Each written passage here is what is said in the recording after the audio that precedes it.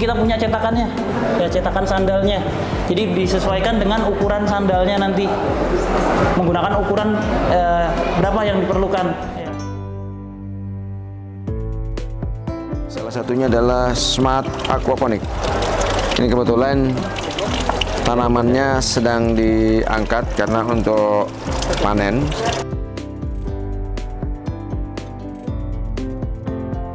Oke, cinta kita buka seperti ini Pak. Dia akan buka sendiri. Ya, nanti kita tinggal meletakkan sepatunya saja.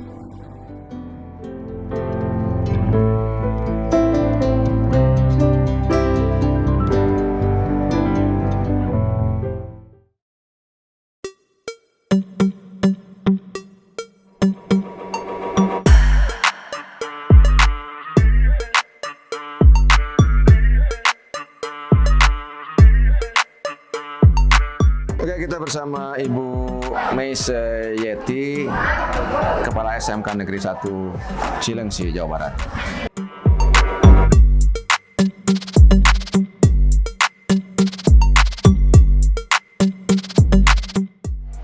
Bu Meise, bagaimana kebijakan sekolah dalam mengembangkan kompetensi-kompetensi yang ada, termasuk di dalam mengembangkan atau meningkatkan kompetensi gurunya?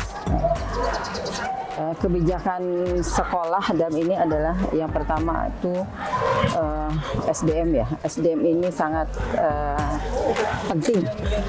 Intinya di SDM-nya, guru-gurunya. Guru-gurunya kita datangkan tamu Pak, guru tamu dari industri ke sini. Bagaimana budaya kerja, budaya industri seperti apa gitu kan. Setelah itu kompetensinya kita asah ya.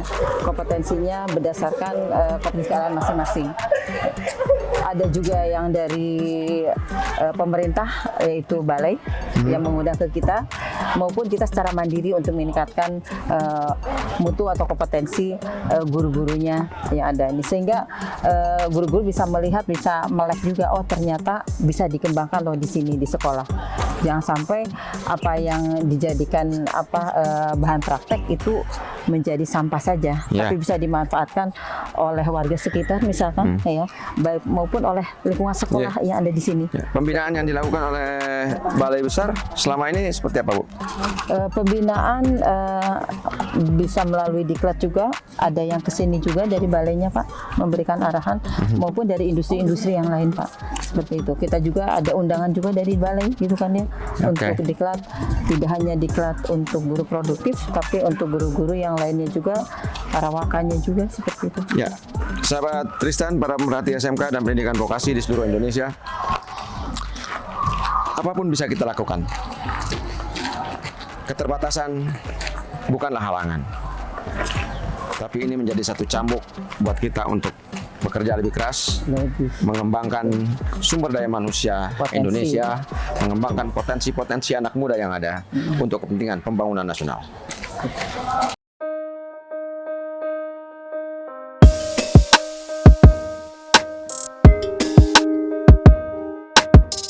Kita di laboratorium teknik logistik dulu namanya teknik industri, kemudian berubah menjadi logistik. Kebetulan di SMK ini juga pengembangan logistik sudah luar biasa, tetapi memiliki keterbatasan, terutama di RPS dan ruang praktek. Ya Bu Messi, ini rencana kedepannya seperti apa mau dikembangkan?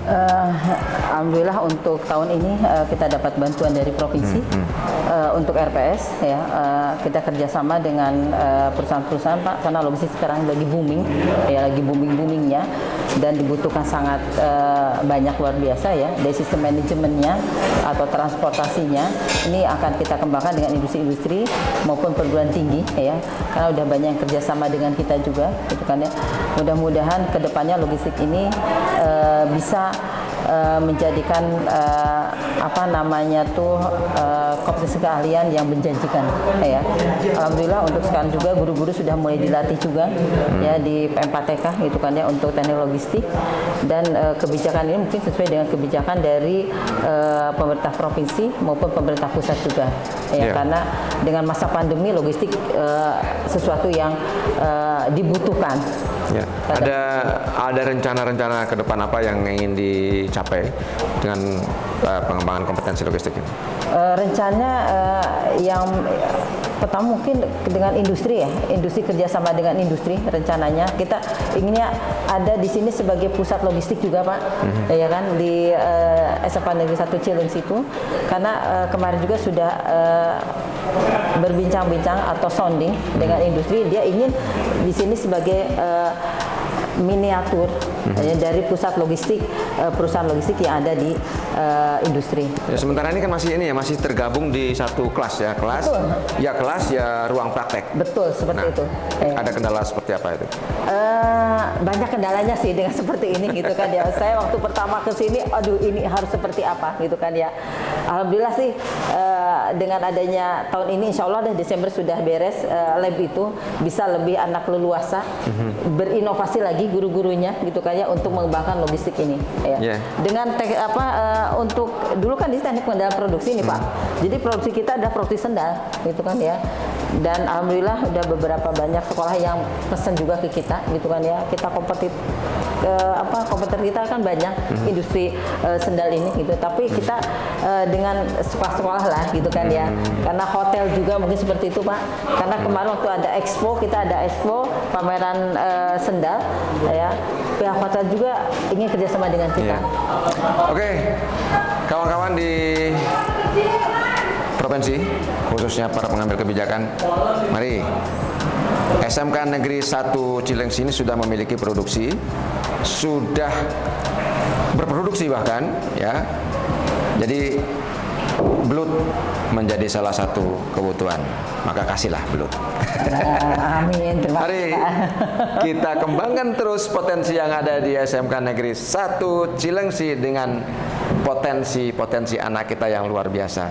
Sebelum kita ke lab yang lain, kebetulan di sini ada penanggung jawab laboratorium di logistik.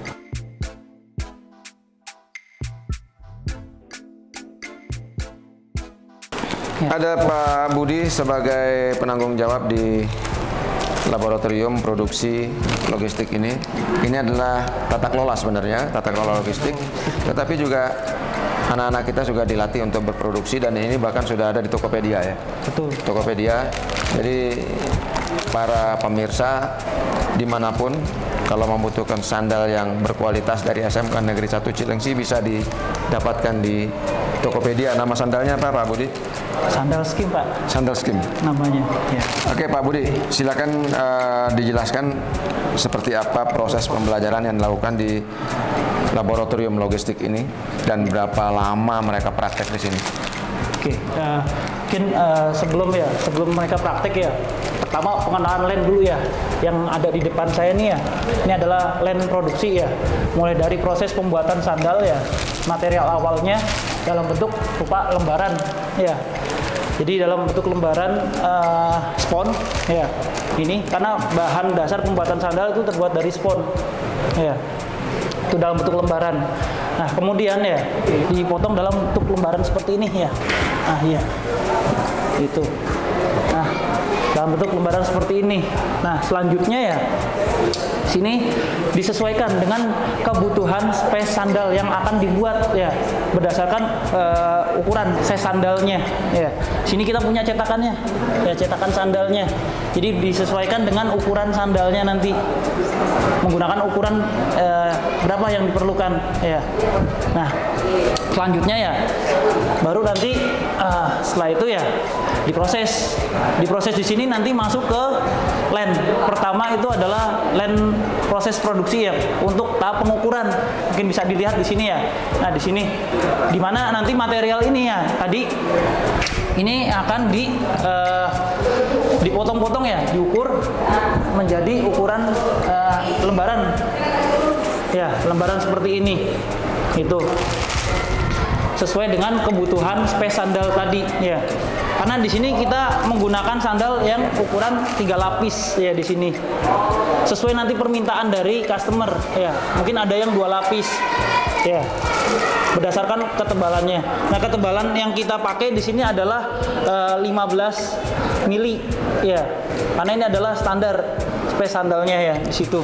Selanjutnya setelah diukur ya, kemudian di sini ada proses pemotongan. Ya, proses pemotongan ini akan mengukur ukuran sandal tadi ya, yang dalam bentuk lembaran yang besar, jadi ukuran yang kecil ya. Dimana nanti pada saat ukuran sandal yang sudah dipotong-potong tadi akan disusun nanti di proses pengeleman ya.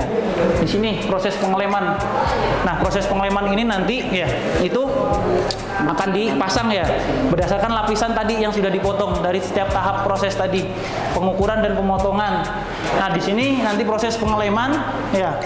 Selanjutnya ada proses penempelan setelah proses pengeleman yang terjadi.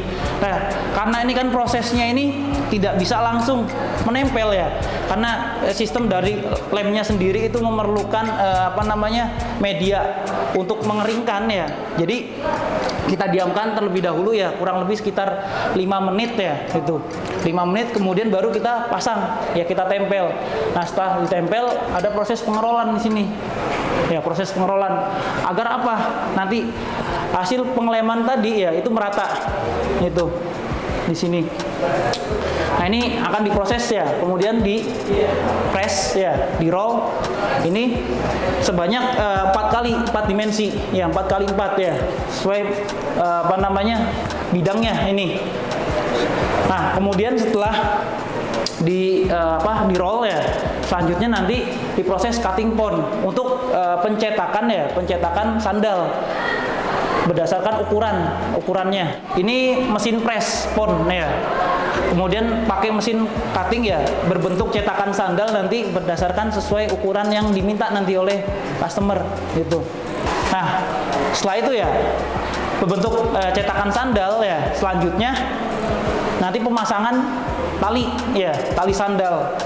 Nah, di sini untuk pemasangan tali japit ya, tali japitnya ini menggunakan mesin japit di sini karena masih manual ya. Oke, pemasangan japit. Nah, ini jadi seperti ini ya. Jadi seperti ini ya. Setelah proses japit nanti akan bentuk seperti ini gitu. Nah, selanjutnya setelah dari proses japit ya selesai, lanjut lagi langsung ke proses di sini packagingnya, Pak. Packaging di sini ya, untuk di packing ya jadi produk seperti ini ya, tentunya dari proses tadi ya, pastinya kan dari proses nih ada proses yang tidak sempurna ya, kita finishing ya untuk meng-cleaning ya, atau membersihkan sandal dari sisa-sisa kotoran tadi proses ya produksi di line pertama ya gitu. Selanjutnya setelah di packaging ya, nih kemudian kita simpan ya ke dalam pet ya di sini gitu. Nah, ini contoh ya, beberapa space ya sandal yang kita buat ya gitu, berdasarkan ya ukuran di sini.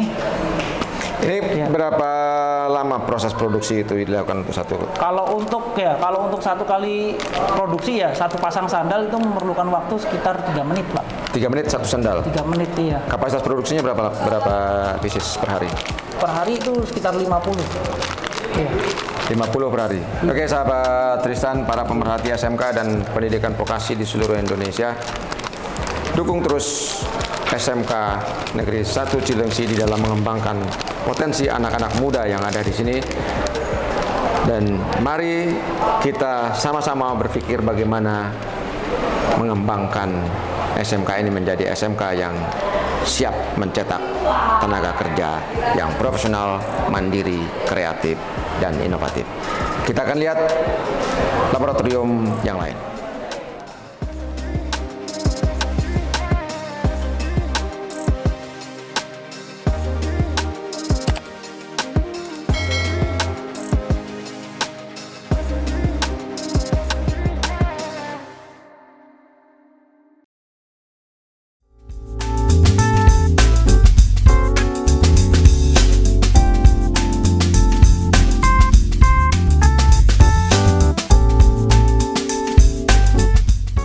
Ini salah satu inovasi yang dilakukan oleh anak-anak kita di SMK Negeri 1 Cilengsi. Salah satunya adalah Smart Aquaponik.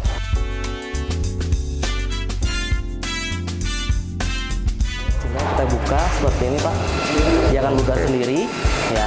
Nanti kita tinggal meletakkan sepatunya saja, kemudian nanti beberapa detik atau istilah kita kasih delay, nah dia akan ada info notice dulu. Dia notice, dalam notice ini dia akan menutup secara otomatis. Nah jadi kita touchless Pak.